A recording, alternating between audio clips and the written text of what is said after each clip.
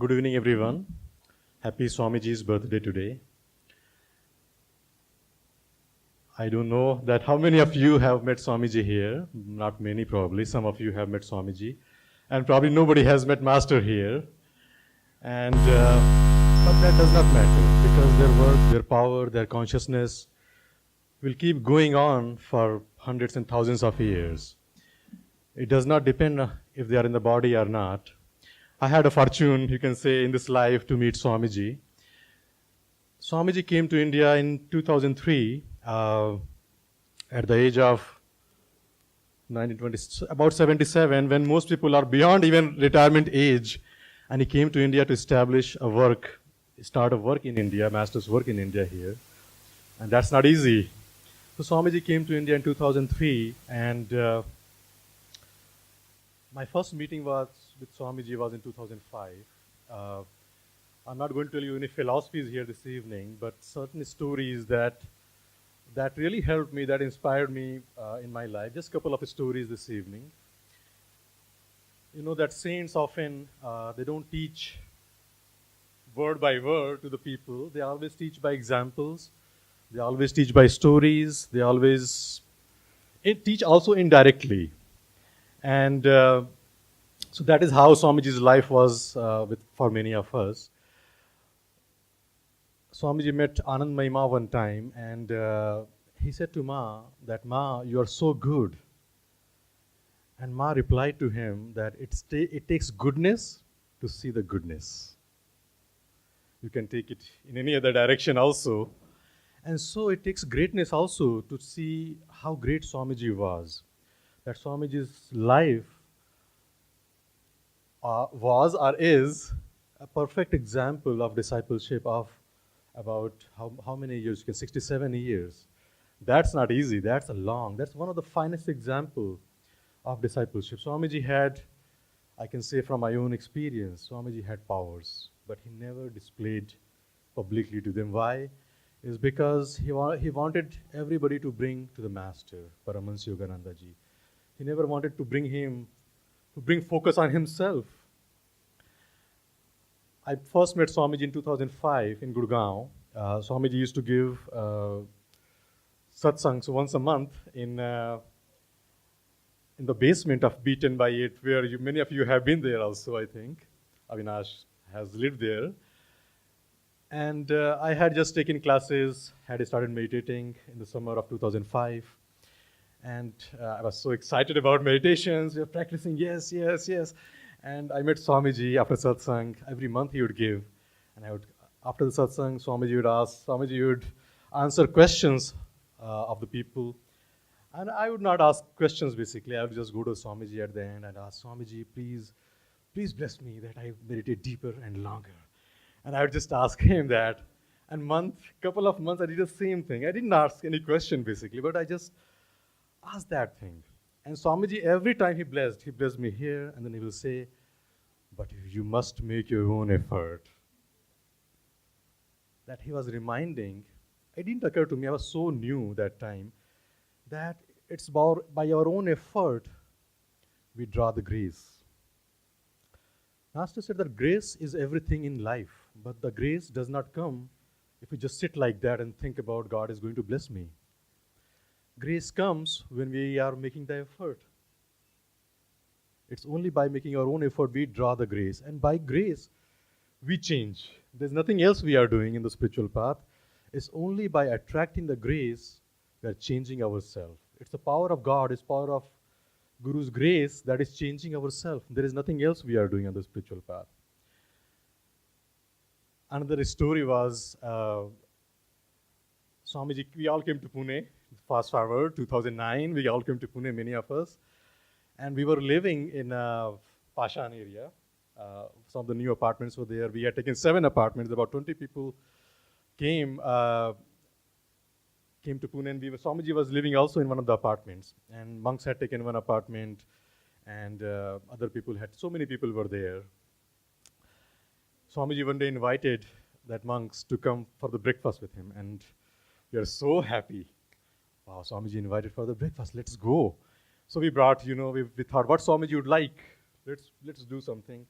And Swamiji's cook Leela, they were also making certain different things like, pancakes and this sauce and that sauce. So monks, we started making fruit salads. We went and bought fruits. We made juices, we made the fruit salads. And we're chanting while we were cutting the fruits, we were making the juices. And I was thinking, Swamiji had diabetes. You know, how Swami, we have made really so much fruits, really, really lot. And I was thinking how Swamiji are going to eat. I mean, we made so much. Swamiji is not going to eat. I mean, he eats a very little. So we sat on the table with Swamiji. We spread out everything, and then Swamiji's cook, Leela, she was bringing stuff on the table, serving pancakes and scrambled eggs and all that. And Swamiji ate and ate and ate. I was in 30s, early 30s, and Swamiji was like, I could not believe. Really, I could not believe he ate like twice or thrice than I ate actually. And that made me understand, Swamiji is not the body. I mean, I am thinking, I just made me think that he really ate. And that made me understand he is beyond the body. He's not. And we could see that Swamiji had taken so much karmas of the people that it's impossible that anybody could have 20, 30 disease in one lifetime. Some people will die, actually. Even if you have 10 disease, you cannot cross, but basically 70s even. So that was one of the things, that's one of the stories here. Then fast forward a little bit more, many of us, we moved to the land. And Swamiji was also living while many of us were traveling, also teaching classes. Pune became a hub kind of on the land. Wherever Swamiji will go, people will come and things will start happening. And on the land, from the land, many of us would go for teaching classes. Some of us went to Bangalore.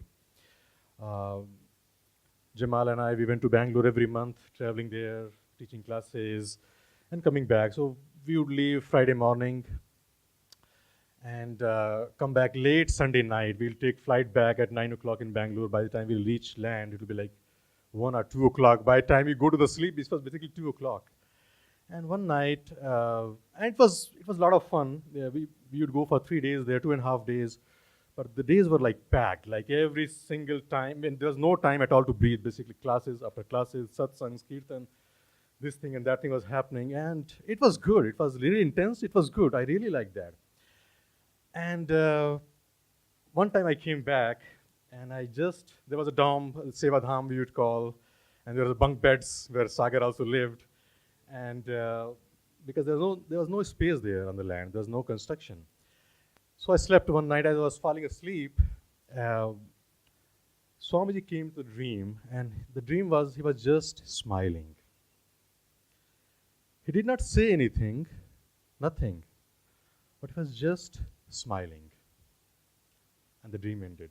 It was like few seconds, and the dream ended. And I understood that Swamiji was happy that what we were doing. We were actively serving Master, and he was very happy with that. So they know, I mean, we would not tell Swamiji, oh, Swamiji, we are going Friday morning, we are coming on Sunday late night. We would not tell Swamiji all these things. But Swamiji would know. He knew everything, what was happening around him. And so he was happy. Swamiji knew every single thing what was happening around him.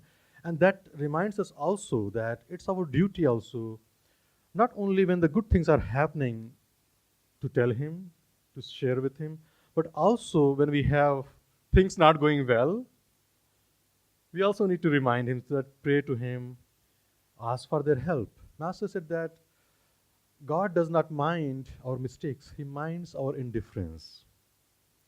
When we make mistakes, when we are in trouble, when we need help, if we call for the prayer, they like it. They really want us to do. They know already what is happening. But when we actively take a call to ask for their help, they really like it. As Master said that God does not mind your mistakes. We can do 1,000 mistakes, but as long as we are calling them, it solves the purpose of what has happened. So the power of, these are very simple. There are many other stories probably we can go on, share. And there are many other people who must have experienced with Swamiji uh, many, many different things. Swamiji often reminded us a couple of things, I remember. Swamiji said that everything I have done is to serve Master, everything. And then one of the other things he said that this is not my work. This is Master's and Babaji's work. I'm not doing anything else. This is Master's and Babaji's work. And that reminds us that we all must remember that also. This is not your work. This is not my work. This is not even Swamiji's work. This is the work of the great masters that we must always remember, that why we are here, what we are doing. And if you remember that, I think we'll make a good spiritual progress. You know, when I came to Swamiji, when I asked for his blessing that, Swamiji, please bless me to meditate longer and deeper, both of them, I took same time. I wish I did not understand Swamiji's life at that moment. Had I known Swamiji's life was such a perfect example of service, I would have asked him for service also. Now I ask for service. Swamiji, please, that help, that I could serve you even more deeper even. So it takes time that to understand all these things. But as we keep practicing, keep going on the spiritual path, deep in our attunement, we will know, we will remember all these things. Thank you, Devendra ji. Good evening, friends. What a nice reason to, get together. Shall I say, we are pressing the reset button spiritually for ourselves. Okay, I've come so far. What should I pray for? Deeper meditation, deeper service, attunement.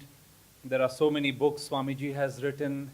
Often Swamiji, actually rarely, if he had committed to a talk, he would often be there. But it happened a few times that he was not able to go because of his health challenges. And others would go and speak in his stead. And he would often ask, they would tell us that he would often ask when they would come back, he would say, so what did you speak about? And it was not to, normally we would think, did you speak about me? Of course, that's far from what he was asking. Actually, he would then explain why he was asking. He would say, I hope you didn't talk too personally about me. Because you see, that is the one thing, as we get too personal to ourselves, that's when the trouble begins. Oh, I'm not so happy. This I, Swamiji used to say, it's a hard lesson to share. He said, whenever we say, I am not happy, he said, you see, it's not the happiness part you have to deal with. You have to deal with the I. As long as you have the I, he says, you cannot be happy. And to that effect, I remember, and let's go into this a little bit. What was Swamiji's mother praying for when she was expecting Swamiji? He was the first child. Before that, he would later come to know there was a miscarriage, and he didn't know about it. But he was the firstborn, and his mother later said, throughout my pregnancy, I was praying to God, Lord, this my firstborn, I want to give to thee. I want to give to you. And Swami says, I think she also didn't realize to what degree God would consume him, take him.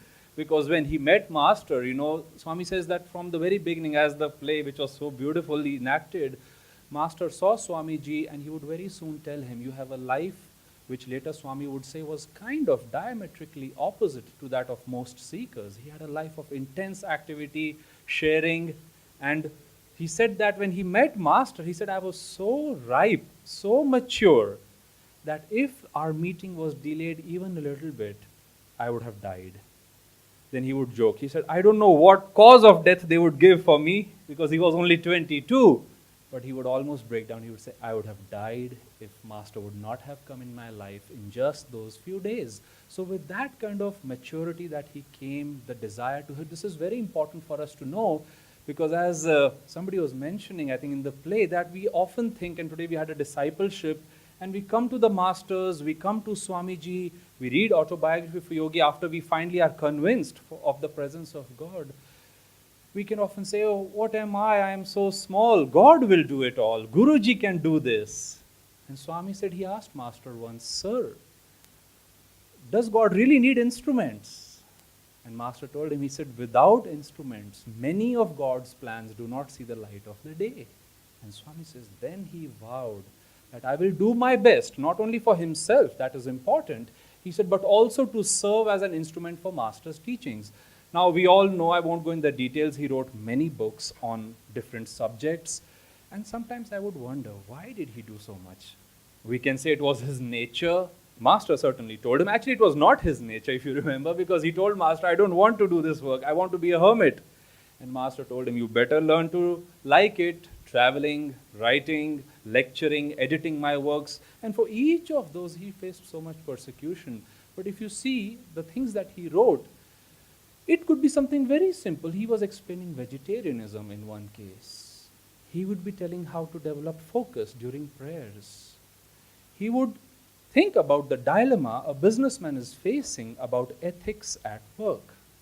He was troubled about children committing suicide in school.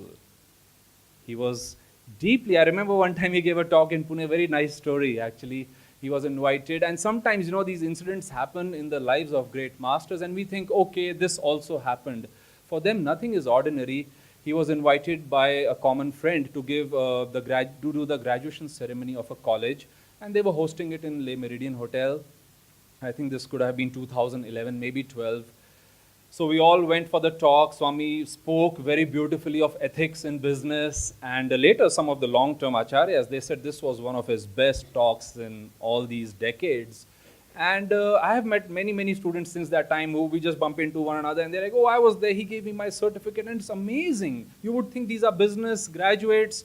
They never knew about Swamiji Master. He just gave them the certificate. But just in that brief moment, their life was changed. Anyway, he gave a very inspiring talk, gave those degrees and certificates, and next morning he was leaving for Delhi. So some of us were there to pick his luggage. He used to have a big team, staff, and I remember after the luggage was kept, Swami slowly came from the lobby, and I was there to help him sit in the front seat. And I just thought, I said, Swamiji, that was such a nice talk you gave yesterday. It was a very good talk, as I mentioned. But that was not important. I said, that was such a nice talk you gave. And I was helping him because he had to come slightly up. It was a higher car, and he held my hand, and he pressed it.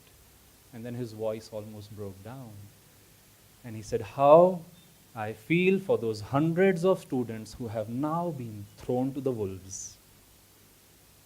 And he just looked at me in that brief moment. I could see this thought, this continuous prayer to Master was going. That is how he spent his night. There was no sadness, Sadness is not part of a saint's life. There was joy, but there was deep concern. He was not there. It didn't end with the talk. It was not about certificates in the first place. It was about how can these hundreds of idealistic students who are having this idealism, but now they're entering this world in a way where it may, they might crash with a wall. And he looked very momentarily, briefly, and he pressed the hand in such a way that, can you do something about this? And I think Devendra was mentioning that how he would teach, how he would train, how he would involve you. That is, so I remember that one thing. So anyway, coming back, it was, yes, about Kriya Yoga. It was about autobiography of a yogi. But I think he was mature. What is maturity? Swamiji defined maturity as one's ability to feel the realities of other people sensitively.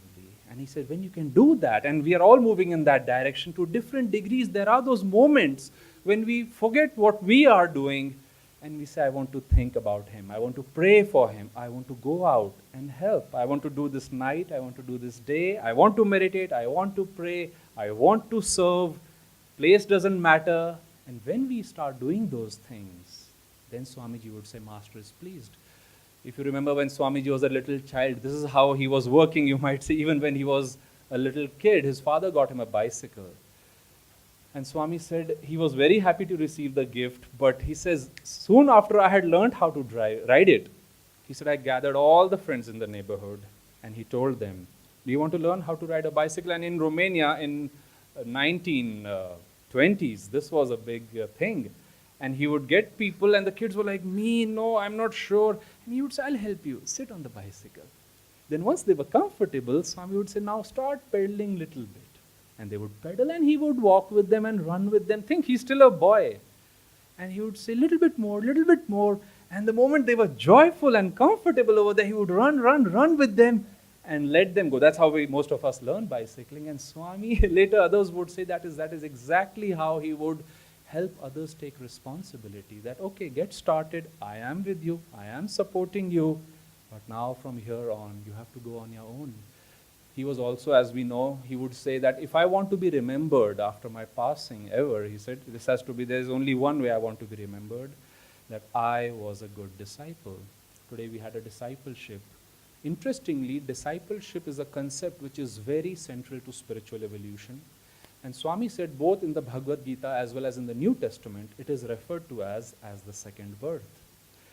If we think about it, before birth, on one level, death must come. So we are born physically into a family. Before we take the second birth, which is spiritual, and think of Swami, he says you have to die to your own will, to your likes and dislikes, to your thoughts. Once he told Master, his parents were visiting the first time he was in the monastery, he said, "Sir, my father," Master stopped him, he said, "You have no father." And Swami said, "I'm sorry, my earthly father is visiting. Could I please go and see him?" So for somebody who was committed to that degree, Master was also uncompromising. And Swami said, Master was so anxious that now that finally somebody has said that I want to die to my will, how did he accomplish so much? People would ask him often. He said, after convincing myself that I can accomplish no good on my own. He was already a very accomplished writer, singer, vocalist, composer when he was in college. And he said, I didn't want to do that because I didn't know what was truth. So I think his discipleship, his ability to tune into his master, his keen hunger to ask every day.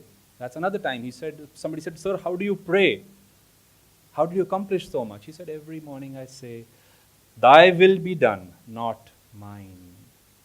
So that birth, that death of our own likes and dislikes, then the second birth of baptism, of discipleship, of receiving, as was that beautiful scene, you have good karma, I take you. Will you give me unconditional obedience and love?